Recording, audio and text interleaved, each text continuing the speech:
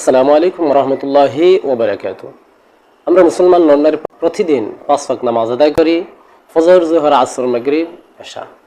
নামাজের পরপরই আমরা অনেকেই দোয়া করি, আবার অনেকেই দোয়া করি না। কিন্তু এই দোয়াটি করা একটি ইবাদতের সমতুল্য। রাসূলুল্লাহ সাল্লাল্লাহু আলাইহি ওয়াসাল্লাম এই দোয়া সম্পর্কে বলেছেন, আদ-দুআ মুখুল ইবাদত, দোয়াই ইবাদত। অতএব 5 ওয়াক্ত নামাজের পর কিছু দোয়া রয়েছে, এই দোয়াগুলা পাঠ করা উচিত।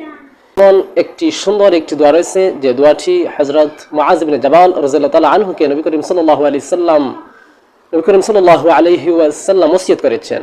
বলেছেন, আল্লাহর শপথ আমি তোমাকে ভালোবাসি, আল্লাহর শপথ আমি তোমাকে ভালোবাসি। এইভাবে রাসূল সাল্লাল্লাহু আলাইহি ওয়াসাল্লাম দুইবার মুআয ইবনে জাবাল রাদিয়াল্লাহু তাআলা আনহুকে বললেন। আর বললেন, ও মুআয, আমি তোমাকে একটি দোয়া শিক্ষা দিচ্ছি, সেই দোয়াটি তুমি প্রত্যেক ফরজ নামাজ পর পরিহার করবে না, অর্থাৎ এই প্রত্যেক ফরজ নামাজের পর তুমি সেই দোয়াটি পাঠ করবে। সেই দোয়াটি হচ্ছে, আল্লাহুম্মা আইন্নি আলা যিকরিকা ওয়া শুকরিকা ওয়া হুসনি ইবাদাতিকা।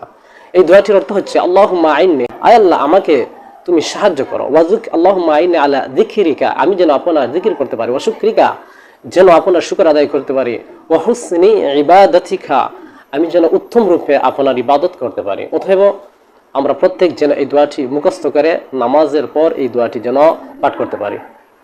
আসসালামু আলাইকুম ওয়া রাহমাতুল্লাহি ওয়া বারাকাতুহু।